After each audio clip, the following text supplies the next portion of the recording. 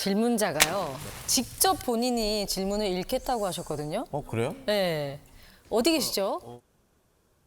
저희는 이제 내년 3월에 결혼을 하는 이제 연상연하 커플인데 아, 7살 차이가 나는 커플이고 이 남자친구가 아직은 20대이기는 해요. 근데 여기에서 이제 남자친구는 초혼이고 이제 저는 재혼을 하는 거예요. 그래서 이런 상황에 있다 보니까 주변의 사람들이 저에게 이제 선 넘는 이야기들이 많이 해요. 제가 많이 못 믿어 보이나 봐요. 한번 좋지 않은 일을 실패를 했다 보니 그래서 많이 못 믿어서인지 제가 묻지도 않았는데 저에게 너가 나이 많은 사람이고 많은 걸 겪어 왔으면 알아서 이제 놔줘야지. 왜 잡고 있지? 잡고 있어. 너가 어른으로서 얼른 놔줘. 그래서 그런 것도 많이 참고 넘겨보려고 했는데 가장 슬펐던 얘기는 남자가 얼마나 못났으면 7살 연상에 이혼한 사람을 만나?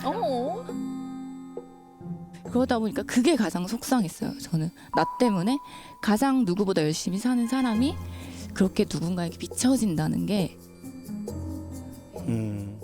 예비 아내분께서 주변에서 저런 부정적인 말들을 많이 듣고 있었다는 걸 알고 계셨나요? 네, 어느 정도는 듣고 있었는데 남 얘기 그냥 듣지 마라. 우리끼리 잘 살면 됐지. 남들 시선이 뭐가 중요하냐. 이러고 물론 아예 의식 안 할 수는 없겠지만은 그래도 네, 저희끼리 이렇게 얘기하고 그랬었던 것 같습니다. 지금 우리 남성분이 만으로 25살. 근데 제가 보기에는 본인 나이보다 훨씬 인간의 어른스러움이 전 느껴지거든요.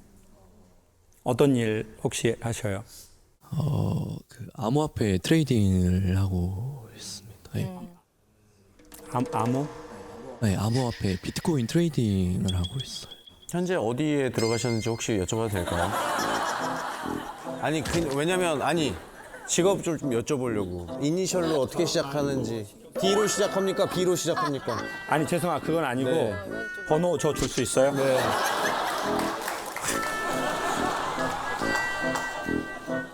그럼 아까 제일 상처받았다는 그 말은 어떤 부류의 분들이 하시는 거죠? 그러게. 보통 이제 저희는 이제 친구예요. 친구나 지인들, 주변인 분이세요. 그냥 주변인. 이제 친하지 않은데 이제 어쩌다 알게 된 분. 친하지도 않은데 그런 그런 얘기를. 얘기를 해요. 그러면 예를 들어 그 사람들과의 관계를 끊어도 큰 상관은 없는 사람들이죠. 그래서 끊는 사람이 많아요. 네. 저는 그 잘했다고 생각해요. 오히려 이번 결혼을 통해 내 주변에 굳이 맺지 않아도 되는 인연을 정리하는 기회가 온 것 같아요. 그렇죠? 그리고 남자 입장에서 보편적으로 이 사람이 나보다 나이가 많을 수 있고 또 결혼을 한번 했었어요. 그러면 남자는 생각을 5번 하고 결혼할 남자들보다 10번 했을 거예요. 생각 안 할 수가 없잖아요.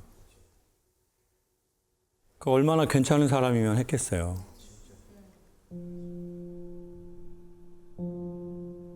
채를 10번을 걸렀는데 이 남자는.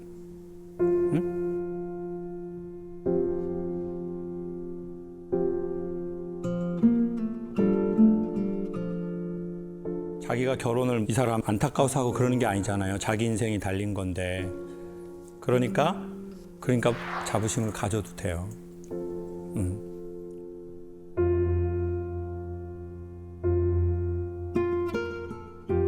그리고 아까 우리 사회는 한번 이별을 경험한 거에 대해서 무슨 네가 실패를 했다. 그 단어가 참 되게 불온전한 단어라고 생각해요. 다만 우리는 한 번의 이별을 경험한 거예요. 그리고 그 가운데서 우리는 느끼고 배운 게 있을 거예요. 그래서 더 조심히 더 섬세하게 접근하고 있을 거예요. 아까도 그 말도 그러잖아요. 나한테 하는 거 그것도 상처되는데 이 사람한테 그런 말을 하는 게 내가 너무 상처가 되고 미안하고 내가 이런 상처를 주면서까지 이 사람과 결혼을 해야 하나? 그래도 결혼 날짜를 잡은 건 그렇게 5번 걸을 거 10번, 20번 걸어서 남은 사람과 남은 감정이라는 거예요. 그래서 훨씬 순도가 높을 거예요. 두 사람에 대해서. 그리고 나이가 많고 적고는 제가 보기엔 20살 이상 넘으면 그렇게 큰 의미가 있지는 않아요. 우리 여성분들 경험해 보셔서 아시겠지만 남자가 여러분보다 나이가 많다고 막 어른스럽고 막 잘 안 삐지고 막 근엄하고 어려운 일이 오면 기도하고 막 거룩하고. 아닙니다. 그거하고는 상관없어요. 더 애기 같아요. 누가 어른스럽냐? 존중받아본 자, 인정받아본 자, 그런 자들이 어른스러운 거지 나이가 많다고 어른스럽거나 그건 반드시 동일하진 않아요. 결국은 그 사람 내가 그렇게 하는 말은 뭐냐면요. 채로 거르는 거예요. 그 사람도 거르지만 이 사람과 나와의 관계를 거르는 거야. 그런 말을 했는데 걸려서 없어진다. 그 없어지는 우리의 감정이에요. 근데 그런 말을 했는데도 남아있어. 그건 얼마나 진짜라는 얘기예요. 그 사람들이 그 많은 말을, 모진 말을 했는데도 내가 이 사람에 대한 미안함이 있는데도 남아있다고요. 이 사람이 내 마음에. 얼마나 순도가 깊으면 남아있겠냐고요. 저는 그거를 암호화폐라고 생각해요. 저도요. 영원히 잠기지 않을 사랑의 암호화폐.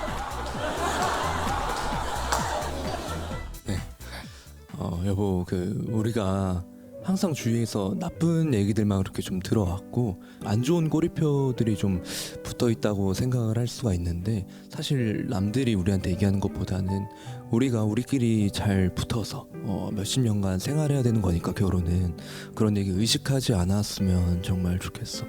나는 자기 사랑하는 마음 끝까지 정말 변치 않을 거니까 그것만 좀 알아줬으면 좋겠어.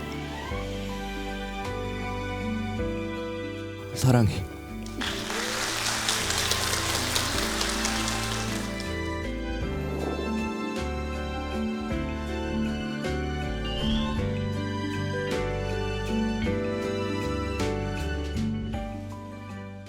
작년 3월에 결혼한 신혼 부부입니다. 저희는 365일 중 300일을 싸워요. 둘 다 자존심이 세서 그런지 사소한 일로 시작해도 늘 큰 싸움이 일어납니다. 울고불고 소리 지르고 집을 나가버리고 상처받을 걸 알면서도 서로에게 막말을 해대요. 너 뭐가 그렇게 잘났냐? 야 그냥 꺼져. 야 이럴 줄 알았으면 결혼 안 했을 거다 너랑. 싸웠다 하면 끝까지 가는 저희 부부. 이 결혼 생활 지속할 수 있을까요? 어디 계시죠? 한가운데. 제가 어떻게 좀 비슷하게 톤을 살렸었나요? 아, 네. 근데 저희가 그 경상도여가지고 어떻게 하는 거예요? 꺼지라. 그냥 끄지라 이렇게. 꺼 아니고 끄 이렇게. 끄지라. 그러면 뭐라고 합니까? 네가 가라. 네가 가라. 하와이 가요? 뭐 유행어처럼 따라오네요. 네가 가라 하와이. 끄지라. 세다 세. 근데 항상 그 시작은 사소한 걸로 시작을 하는데 저희가 이제 완전 생 신혼이다 보니까. 생 신혼은 뭐야? 결혼한 지 한 이제 1년 조금 넘었으니까 처음에는 그 수건 같은 거나 수건을 어떻게 써요? 저는 이제 한 번 쓰면 무조건 빨래통에 넣어야 되거든요. 네. 남편은 한 번 더 쓸 수 있지 않나 고 걸어둬요 안에.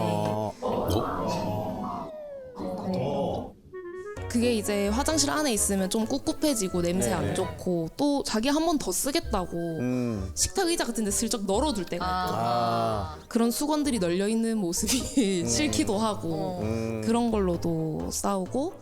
치약. 저희가 벽에 짜게 거리가 있는데 그걸 꼽아놔라고 그걸 설치를 해놨잖아요. 근데 꼭 이게 바닥에 구불러 다닌다든지. 너 죽는 데서. 이제 설거지의 끝은 주변 물기 닦기까지잖아요. 네. 근데 이제 남편은 못 보고 지나친다던가. 근데 저는 그런 게 눈에 보이고 처음엔 이런 걸로 이제 사실만 가지고 얘기를 하다가 말하는 태도 이런 걸로 이제 점점 감정 싸움으로 넘어가는 것 같아요. 감정 싸움으로 넘어가면서 이번에 싸운 거는 한 가지다. 그러면 이미 일상에 쌓인 게 한 9가지가 있는 거예요. 그거 다 튀어나와요. 근데 그걸 이제 내가 안 그래도 참고 있었는데 약간 이렇게 되는 거죠.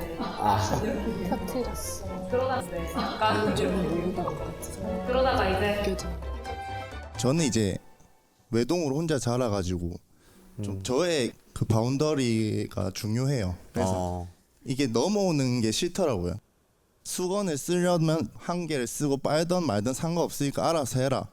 그 대신 내 수건 건들지 마라. 약간 이런 주의예요. 저는. 저의 규칙은 있어요. 근데 그게 좀 난잡하긴 한데 나는 그 안에 그 모든 걸 존중해 주는데 나의 이 난잡함을 왜 존중해 주지 않느냐. 내 뭐 수건 좀 썼어. 난잡하게. 그 저의 규칙은 있어요. 제가 뭐 완전히 더럽게 살고 이런 건 아니고 집안일도 되게 열심히 하고 설거지도 거의 다 제가 하고요. 근데 그 물이 튀어 있는 걸 그걸로 뭐라 하면은 잔소리로 들리니까 저는 그걸로 뭐라 하면은 나는 아무렇지도 않은데. 예. 그러면 제가 설거지 했으면 물기는 뭐 조용히 닦아도 되는 거 아니냐 이런 생각이 드니까 제가 이게 코드가 올라오더라고요. 이게. 그럼 예를 들어 예.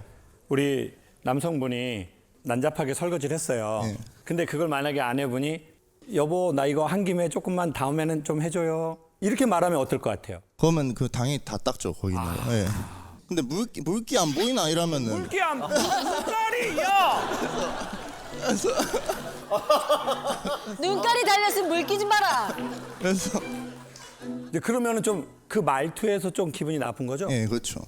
그러면 우리가 같이 사는 거니까 얘기를 하려면 조금 말을 뭐 여보 나 이거 이렇게만 조금 해주면 자기 불편한데 그래도 나 너무 좋을 예. 것 같아요. 자꾸 이렇게 이런 말 해서 미안해요. 난잡한 여보. 이러면 그렇게 하는 아내는 아니에요. 그러니까 할 수 없다는 걸 알고 있어요. 아 그걸 미리 알고 결혼했어요. 그러니까 왜요?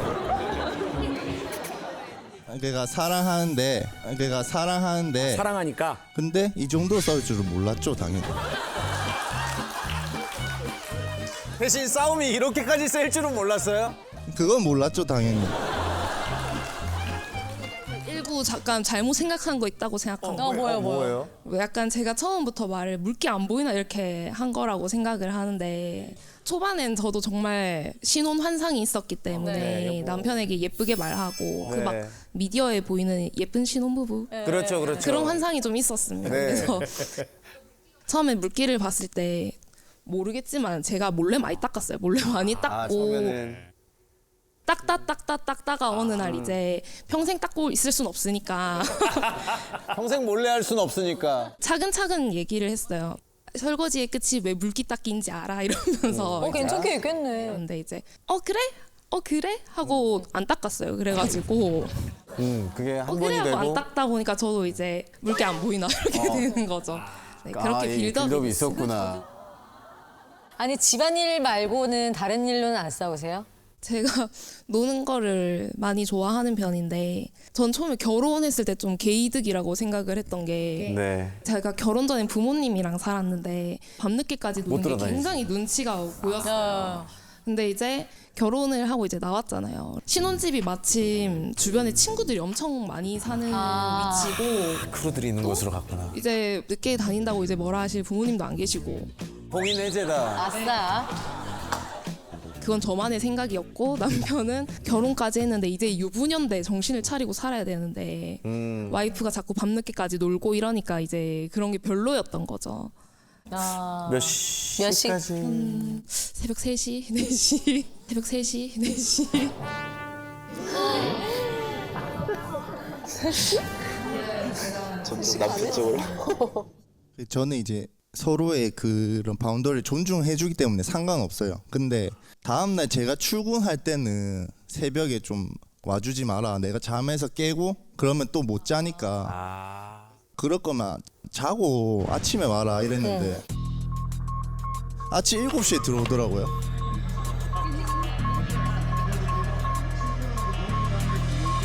지금 우리 여성분 사실 지금 빠따 맞아야 되거든요.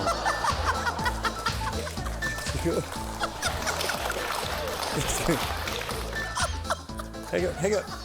해결책이 없고. 해결책 있을까요, 선생님? 그러니까 뭐 두 분에 대해서 그 말을 하는 게 아니라, 그래서 저는 결혼 전에 최대한 알아볼 수 있는 만큼 알아보고 결혼하면 좋겠다. 그러니까 결혼 전에는 눈을 정말 부릅뜨고 보고 결혼하면 좀 이렇게 감아주는 게 좋은 것 같아요. 근데 한국은 어떻게 되냐? 결혼 전에는 도파민 때문에